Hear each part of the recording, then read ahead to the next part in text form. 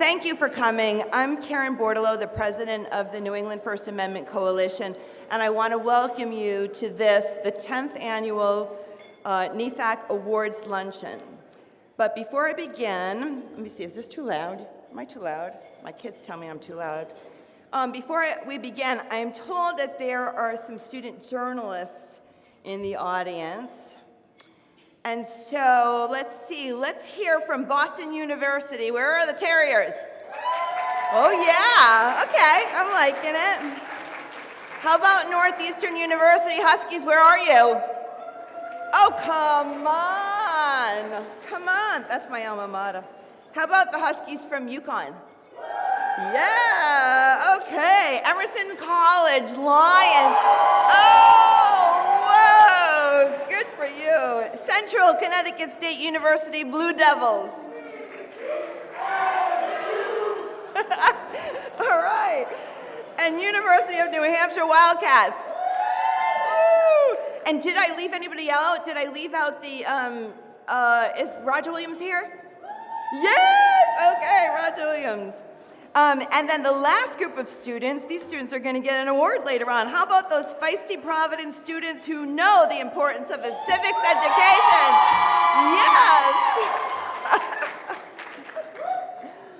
All right, there you have it, folks. There's the future of journalism, exciting and inspirational leaders, and ready to make sure that government works for the people. In addition to these up-and-coming leaders, I would be remiss if I didn't recognize all the journalists in the room who have already achieved major successes. Those who continue to fight the good fight every single day, those who do not back down from government tyrants, those who insist that government information is necessary in a functioning democracy, and that brings us to NEFAC. NEFAC was formed in 2006 by a group of journalists from Providence and Boston, including Tom Heslin, the former executive editor of the Providence Journal. Tom, where are you, Tom? Stand up. Yes. I also saw Rose Kavanaugh here. I know, Rose, you're here. Rose was one of the early executive directors of NEFAC. Here she is. And so these founding members were concerned that citizens and reporters in New England were regularly being denied access to public documents and public meetings, and that despite access laws in the 6 New England states, they were being shut down and shut out. So the founders came up with the plan that they would speak together in one unified, robust voice, and that they would be heard. And 15 years later, that's what we're still doing. It is our mission at NEFAC to protect the First Amendment from any intrusions, any assaults, even if, especially if, those assaults come from the highest elected officials. NEFAC does this in 3 major ways. The first is education. One of our primary goals is to teach the importance of the First Amendment to anyone and everyone who will listen. We do this with journalists who attend our annual intensive investigative reporting training sessions. We do this for students and citizens through our community outreach program, which we launched in January of 2018. And in just 2 short years, we have organized and participated in more than 75 programs on the importance of a free press and free speech, and have spoken about these issues to dozens of civic and government groups.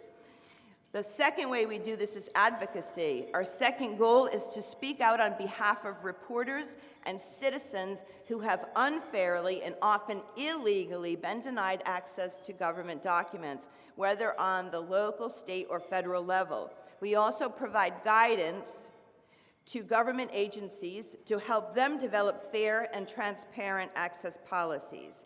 And finally, the last is defense. NEFAC submits amicus briefs, gives public testimony, and provides free guidance on access issues to citizens and journalists, student journalists included. So please allow me to thank our sponsors, especially WBUR, Boston's NPR news station, our luncheon's top supporter. We are also grateful for the following sponsors who consistently support this luncheon and our mission, and that's Boston University, Boston 25 News, the Boston Globe, Hearst, Connecticut, Emerson College, Northeastern University, Morgan Lewis, and former NEFAC President Tom Fiedler. And a big thank you to our new luncheon supporters, The Day, Central Connecticut State University, WCVB, the University of Connecticut, and the University of New Hampshire. I'd also like to give a shout out to a couple of people in the audience who have supported NEFAC's mission from the beginning. First, Jocelyn Hamblett, the widow of Providence Journal publisher Stephen Hamblett, for whom the Major First Amendment Award is named, and her generosity through the Robertson Foundation. And also Phil Balboni, a former First Amendment recipient who continues to help us with our fundraising endeavors. I'd also like to thank the New England Newspaper and Press Association for again inviting NEFAC to be part of its winter convention. And I also want to point out our NEFAC's Executive Director, Justin Silverman, because without Justin, this luncheon would not happen. Where's Justin? There he is, way in the back there. There are many board members here, and I hope I don't miss any, but Linda Lucia, Topher Hamblett, Liz Ritfo, Michael Donahue, David Rosen, and Walter Robinson. I saw Greg in here, Peter's here. I mean, I'm sorry if I don't get every one of you, but honestly, they donate so much time and energy to the cause. And finally, I would like to offer my sincere congratulations to the 2020 award recipients. That's Arthur Gregg Sulzberger, publisher of the New York Times and a former intern at the Providence Journal. Like, you have to keep saying that, like, you know, like that's the big thing he did. The new staff at Hearst, Connecticut Media Group for its investigation of abuse allegations at the Boys and Girls Club of America, and to the courageous Providence High School students who have waged a federal lawsuit arguing that the state of Rhode Island has violated their rights under the U.S. Constitution by failing to provide them with civics education so they could become engaged citizens. Is that cool or what? So we'll hear a little bit more about each of our winners later, and in the meantime, please enjoy your lunch. We'll be back shortly for the awards presentation. Thank you.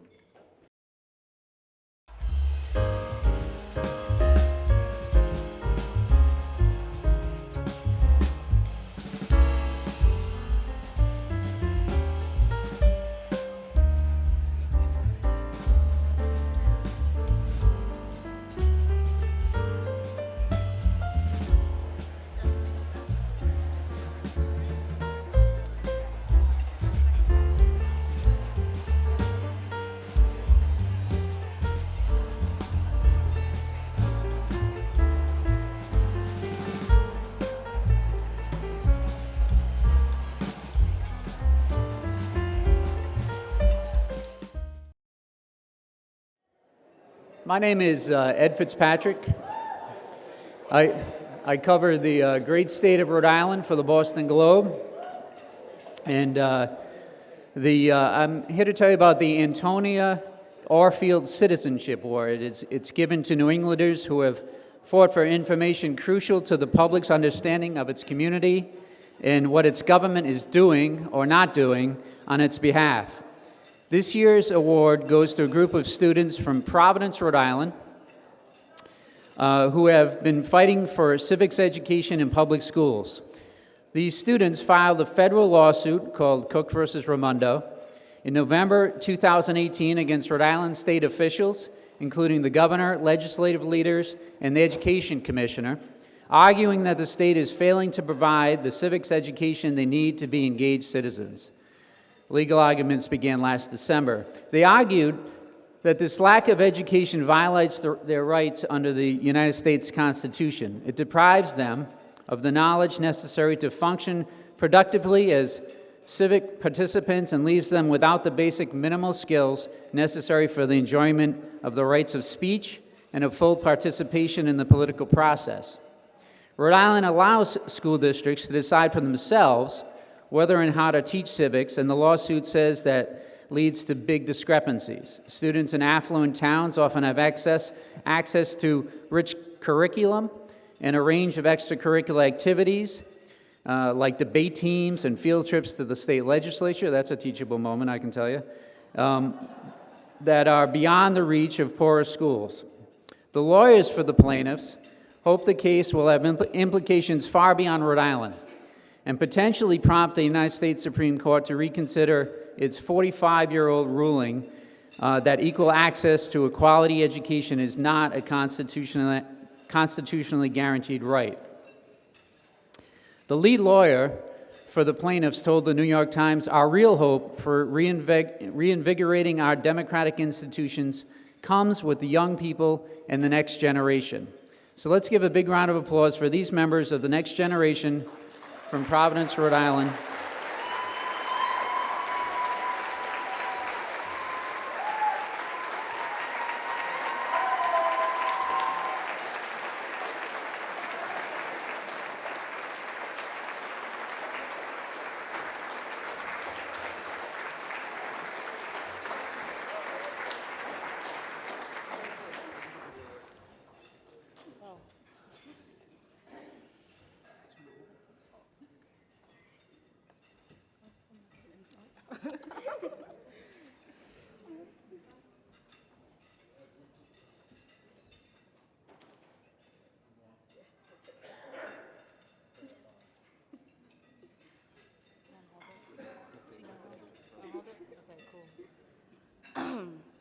Hi guys, my name is Lita Cook. Thank you for having us. I'm kind of nervous right now.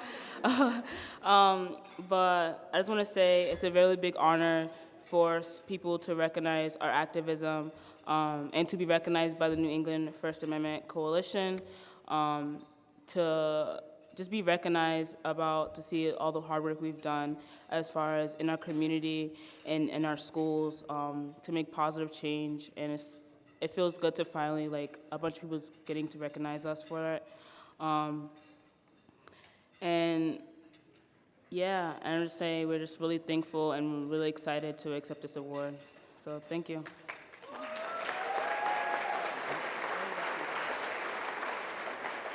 Hello, everyone.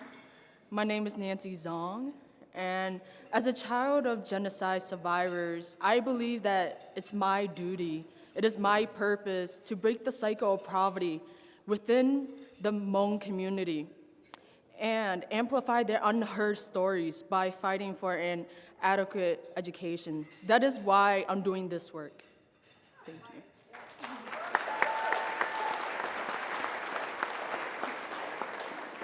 Hello, everyone. My name is Brian Owen. I am a Khmer American. With this platform recognition, you are amplifying our voices and work, and I thank you for that. This is definitely a bittersweet moment because we are fighting for basic human rights, and that is an adequate education. Like, youth should not be fighting for an adequate education because that should already be available to us.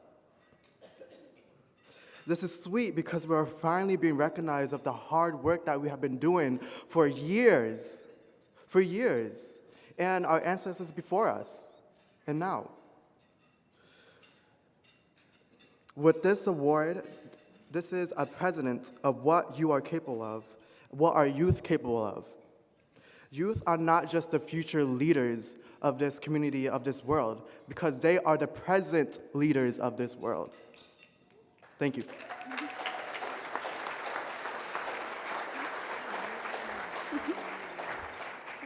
Hi everyone, my name is Simone Burrell. And as someone who has been involved in social justice for a few years, I must say that this is one of the issues that I'm really glad is being brought to light. Because, and I emphasize this a lot, everyone deserves the right to civic education, and everybody deserves to know how to use that towards civic engagement in this country, especially during this time.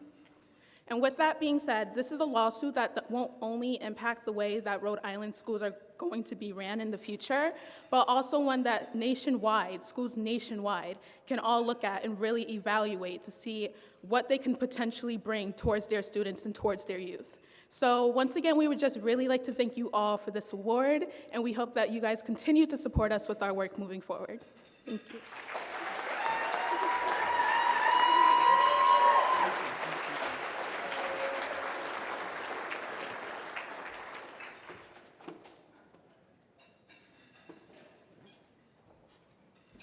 Good afternoon and welcome. My name is Mike Stanton. I'm a former reporter at the Providence Journal, and I teach at the University of Connecticut now. And I'm here to present the Michael Donahue Freedom of Information Award, which we present every year to the New England journalists who protect or advance the public's right to know. And this goes to Hearst, Connecticut, for their story At Risk about sexual abuse at the Boys and Girls Clubs, not just in Connecticut, but around the country. And this is a story that really is the essence of great journalism that's practiced every day in spite of the obstacles that exist in our climate. A reporter is doing her job.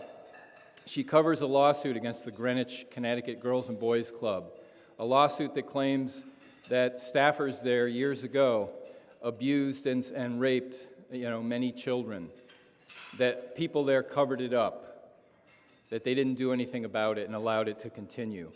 But then they asked the essential question, is this happening anywhere else?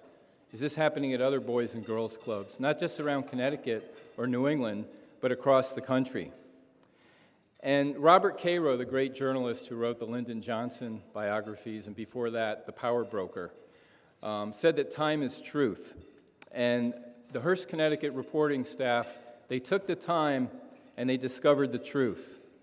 They discovered that there had been many reports of sexual abuse around the country, that there had been 250 victims in 30 states going back decades. Many of these cases are recent, so it's not just old news. The Boys and Girls Club spokesman actually said to them that we have layers of protection to prevent this from happening, but that did not include a national database where public could track complaints and allegations. So Hearst, Connecticut went out and they built their own searchable database that you can go online and you can click in your state or your community and see if there have ever been any complaints. They went through thousands of court records, Texas, California, Massachusetts. In fact, one of their reporters told me she just hustled over from the courthouse this morning looking at a new case.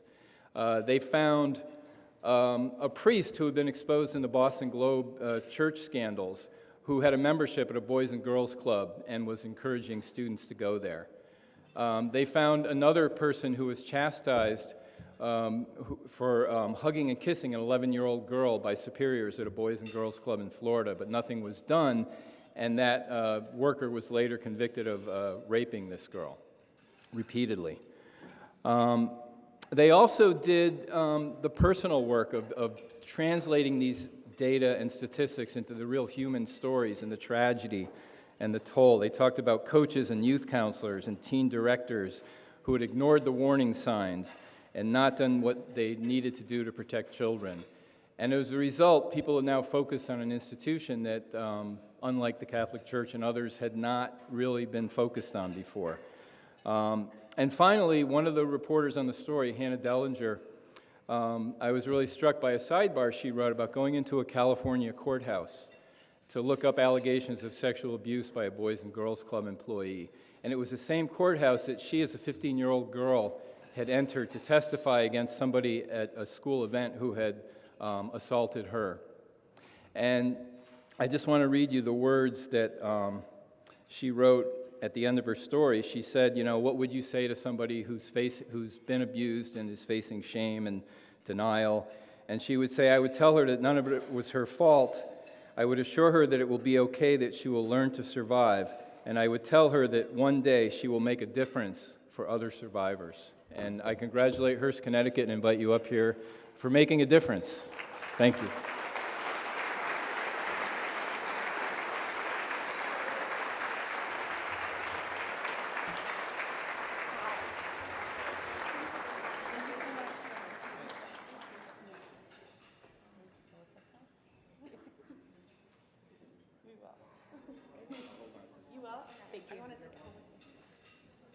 One more?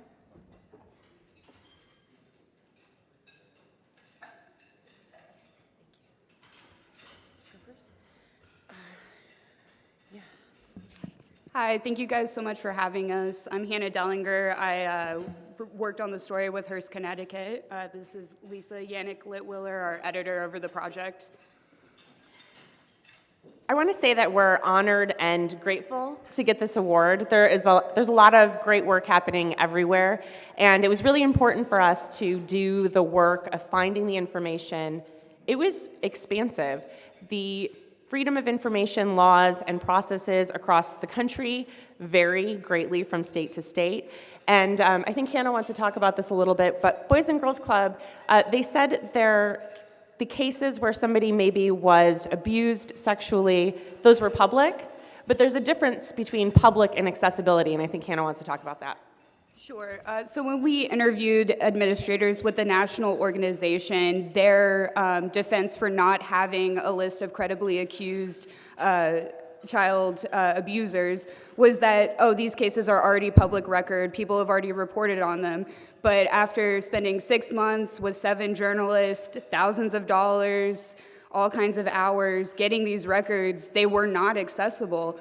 And now they really are with our database. And we felt it was important to look at Boys and Girls Clubs because they are the largest youth organization in America. And for so long, they were considered the gold standard of child safety. So it was really important for us to look at their actual protocols and report on where they were lacking. I just wanted to say one more thing. In addition to thanking the whole Hearst team is here that worked on this, from the reporters and our leadership at the time who never said no to us, which is really important to getting a project like this done, to design team and more is all here. But I wanted to say that the most important thing that happened is that the Boys and Girls Club of America, within hours of our story publishing, said that they are going to evaluate their safety processes across the country, and it enacted change. And we're still finding cases. You heard the story about Megan going to the courthouse this morning to find a case. 2 other people on our team were riding the train here today working on verifying that case. Every day we get a Google alert of another case of allegations of sexual abuse connected to Boys and Girls Club. So it's important, and we're continuing it because they haven't made it in public yet. So we're going to keep doing that for the people. And I wanted to add also that we're seeing statute of limitation reforms across the country right now, which means that we may be having even more victims coming forward in more cases. So not only did this case provide a database, we also were able to use it as an avenue to talk about things like, why is it difficult for victims to come forward?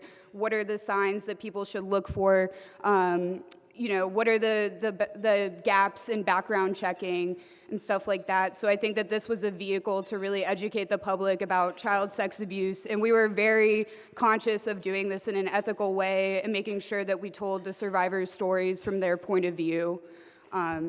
So I just want to also thank the leadership, especially Matt Dorenzo. We couldn't have done this without him letting us, spend all of this time and money and energy doing this. So it was really important that we had that support from the top. And once we realized this was an important story, we just went all in, and we still are. So thank you guys so much for this. It's a great honor.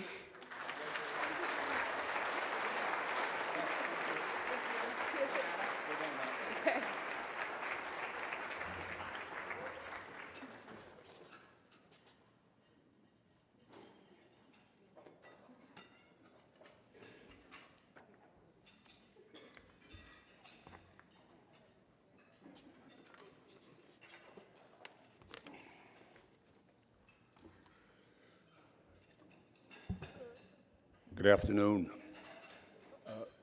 My name is Walter Robinson, and I work for the Boston Globe, although Brian McGrory would probably say define work. I'm delighted to be here, and I have to say I'm also relieved. I was relieved to see Arthur Sulzberger earlier in the lobby, because the day after the Times announced that it's going to increase all of our subscription prices. Thanks for coming anyway.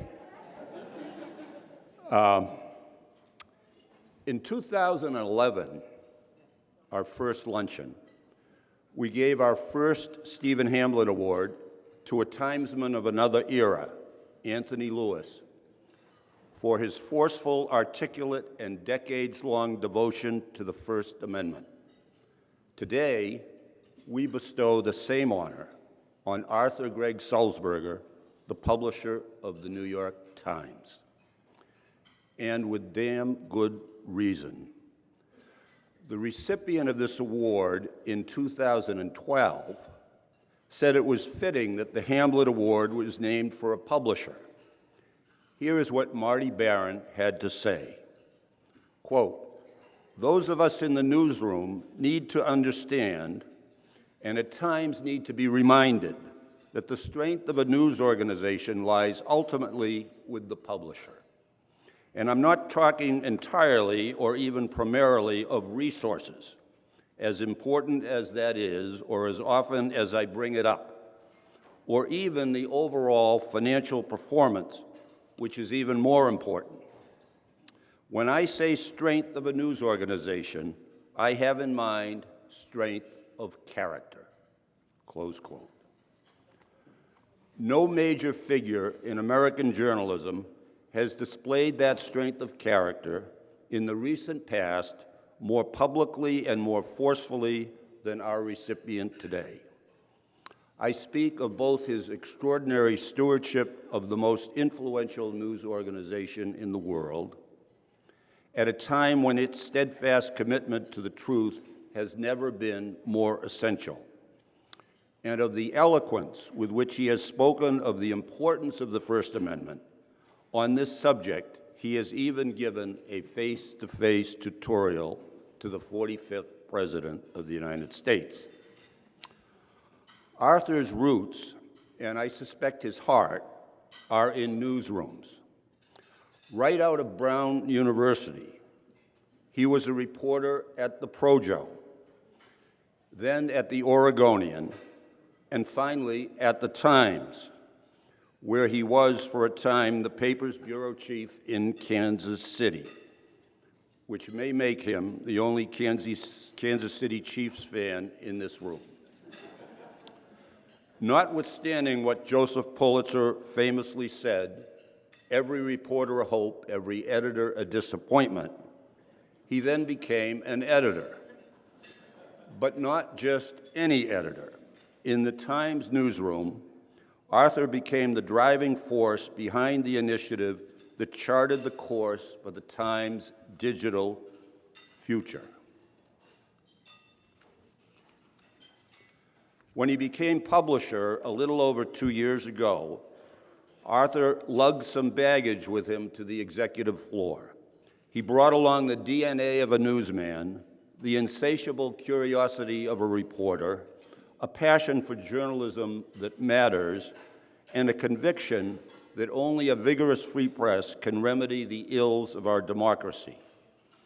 When he became publisher, the Times itself reported that A.G. Sulzberger was soft-spoken, restrained, and not at all that comfortable in the spotlight. 2 years on, we are waiting for the overdue correction. For Arthur has become a vocal and passionate defender of the free press and a sentinel warning us that our free press and the other freedoms that cannot survive without it are under assault worldwide. In a much-noticed speech last September at Brown, he focused on this worldwide threat to freedom of the press. Here is one thing he said, and I quote, "Over the last few years, something has dramatically changed. Around the globe, a relentless campaign is targeting journalists because of the fundamental role they play in ensuring a free and informed society. To stop journalists from exposing uncomfortable truths and holding power to account, a growing number of governments have engaged in overt, sometimes violent, efforts to discredit their work and intimidate them into silence. This is a worldwide assault on journalists," he said, "and journalism. But even more important, it's an assault on the public's right to know, on core democratic values, on the concept of truth itself, and perhaps more troubling, the seeds of this campaign were planted right here in a country that has long prided itself on being the fiercest defender of free expression and a free press." Close quote. Yet this career might have had an early and ignominious end. At the Projo, where Arthur learned that the best stories are the one that people we cover want to keep secret. He reported a story. You can't wait for me to turn the page here. He reported a story on one of the largest Lions clubs in the United States.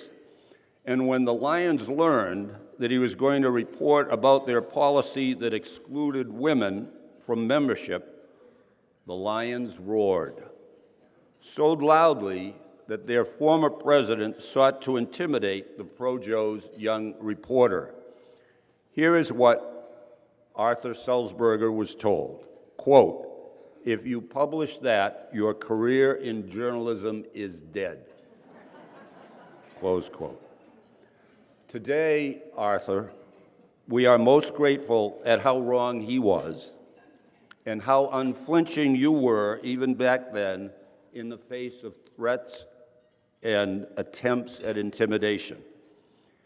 And we are most grateful also for the opportunity to award you the 2020 Stephen Hamblett First Amendment Award, from one courageous publisher to another courageous publisher.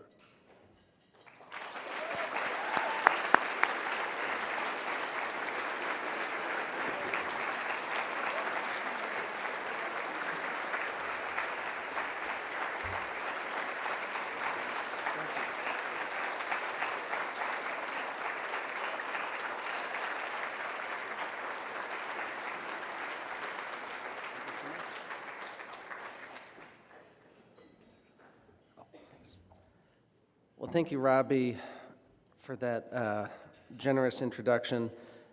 I was honestly terrified when I heard that you were doing the introducing after I saw the roast you gave our mutual friend Marty Barron last time we were together. And thank you to the New England First Amendment Coalition for this honor. As Robbie mentioned, I started my career in journalism here in New England as a reporter for the Providence Journal. By then, Stephen Hamblett had retired, but the news organization he left behind was smart and scrappy, fearless and fiercely dedicated to the people of Rhode Island. The paper assigned a reporter to every town and city in the state, and I was lucky enough to learn the ropes in one of those jobs. My beat was Narragansett, home to 15,000 people, several of the state's best beaches, and one of the largest fishing fleets left in the Northeast. Now, town reporter is not the most glamorous job in journalism. I went to town council meetings on Mondays and school board meetings on Wednesdays, and started each morning by calling the cops to learn what had happened overnight. But it is not an exaggeration to say that original reporting at the local level is crucial to our democracy. In most of the country, the kind of reporting I did in Narragansett no longer exists. Original, on-the-ground reporting. The kind of reporting built on a deep understanding of people, places, and issues. The kind of reporting that requires time and resources and the steadfast support of journalistic institutions, and sometimes their lawyers.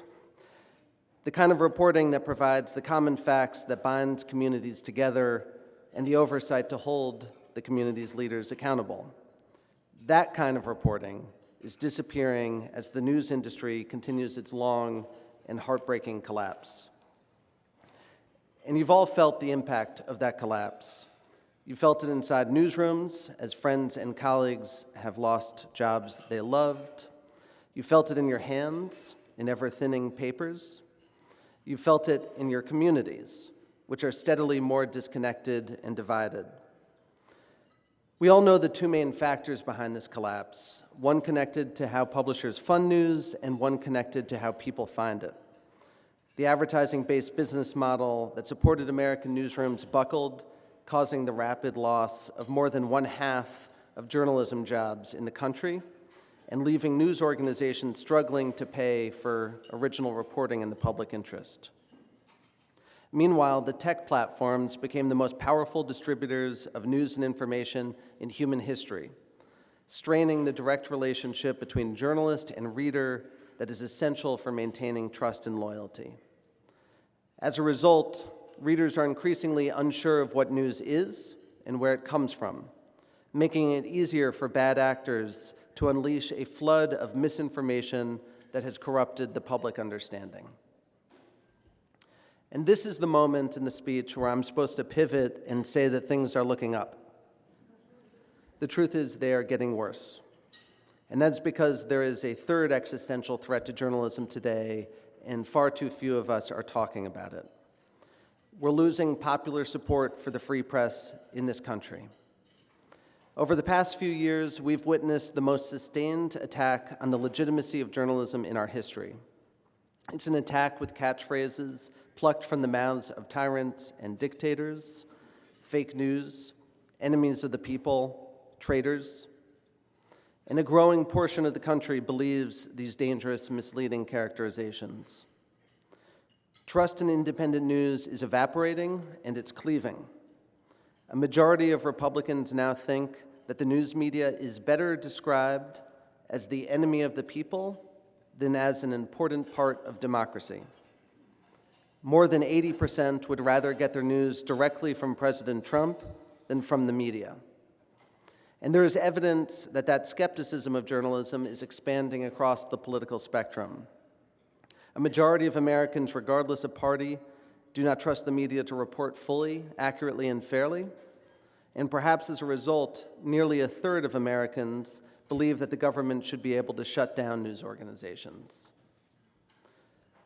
With the news industry already struggling, this erosion of popular support for the press poses a threat not only to journalists and journalism, but to the very notion of truth and to the health of our democracy. We've already seen influential individuals and companies and even nations exploit this trust vacuum to serve their own interests. And that's because it is the powerful, not the people, who benefit from a weakened press. To see where this path can lead, we need only look around the world. A few months ago, I hosted a group of foreign journalists at the Times. They'd come to New York to be honored by the Committee to Protect Journalists for their work uncovering corruption, abuses of power, human rights violations in the face of unrelenting physical and legal attacks.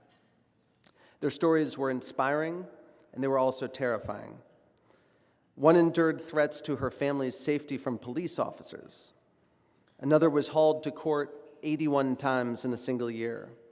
2 more were jailed while their news organization was shut down. Their stories underscored how America's retreat from its historic role defending free expression and a free press is undermining and endangering journalists around the world.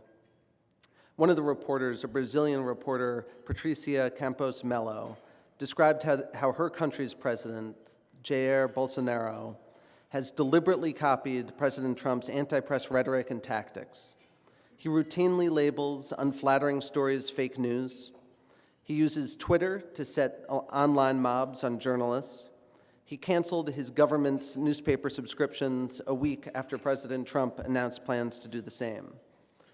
And though some might dismiss Bolsonaro's anti-press rhetoric as posturing, it laid the groundwork for the use of government powers to crack down on independent reporting, as we saw last month with Brazil's decision to charge Glenn Greenwald with cybercrimes for reporting stories that exposed high-level corruption. Now, past American presidents from both parties have fiercely defended free expression around the world, and they would have expressed alarm at a foreign strongman cracking down on democratic norms. But President Trump has instead expressed open enthusiasm.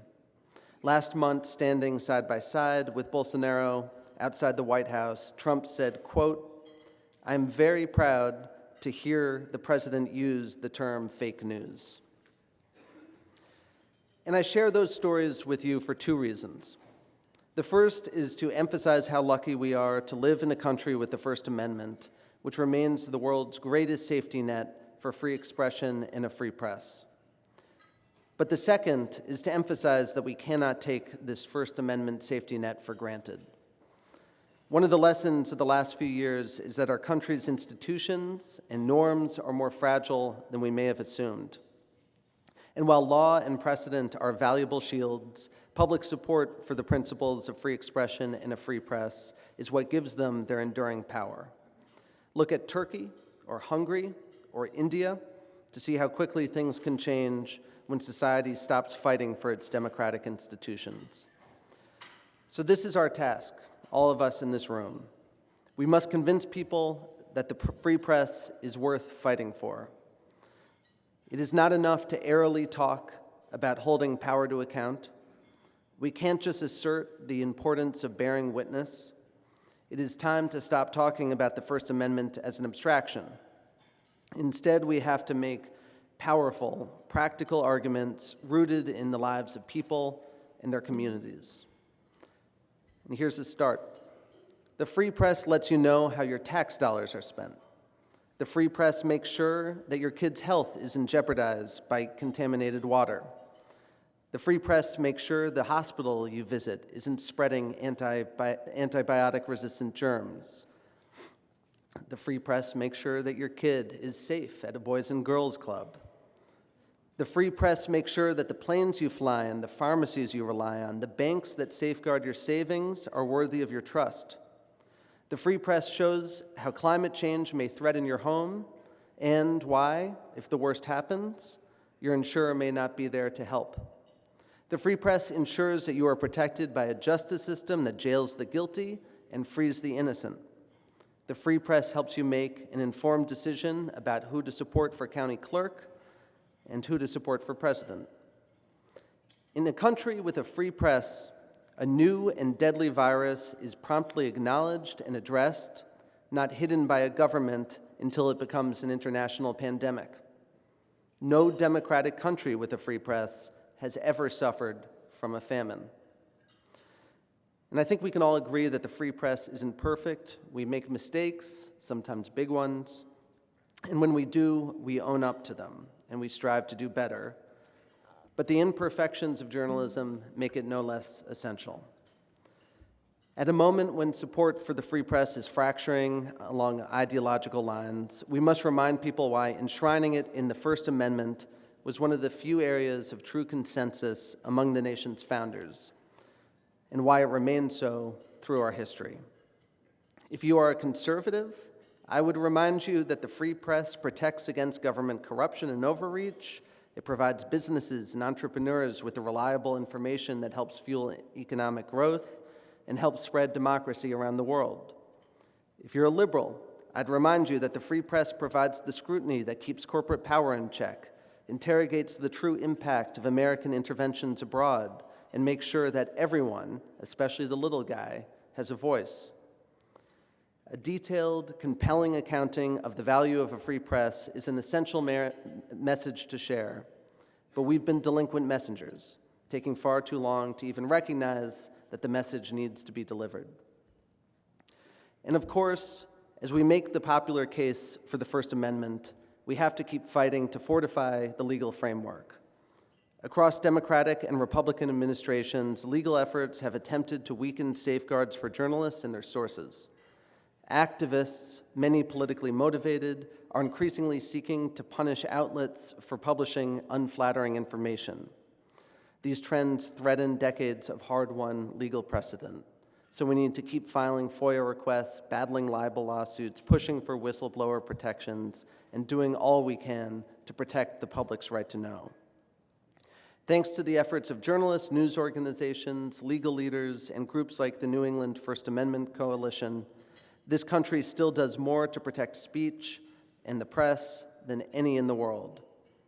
But to keep the First Amendment strong, we need to not only defend it in court, but to convince our friends and neighbors why it matters to them on a personal level. They may not get a newspaper delivered to their doorstep, but the stakes of this struggle already reach inside their home. If we've learned anything from the experience of the last few years, and from the struggles of our colleagues reporting in repressive nations around the world, it's that we cannot take a free press for granted.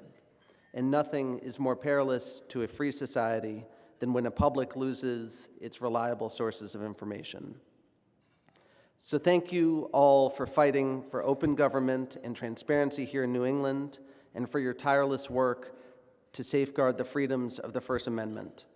This work matters, and we must be relentless in explaining why. Thank you.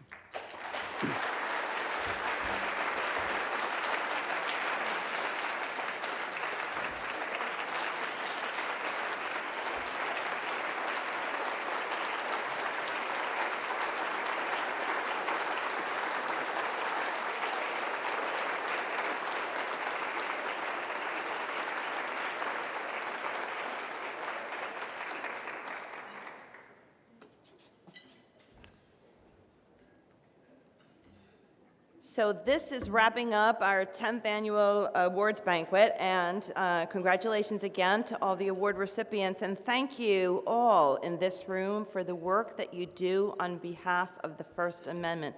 It is incredibly important that everybody does this work. A couple of quick mentions. Immediately following this luncheon, NEFAC will be hosting a panel discussion on legal issues facing journalists, particularly libel and privacy issues. And also tomorrow, NEFAC is sponsoring a general session on effective ways to interview government sources. So if you're interested, please attend those. And then the last thing, there are some pamphlets on your table emphasizing NEFAC's banner programs. So I would encourage all of you to look at those and also to visit nefac.org to learn more about us and to become a sustaining member to help support the work we do throughout the region. You know, it's through you that we can actually continue. Again, thank you for joining us today, and now go out there and shine your light in dark places. Thank you.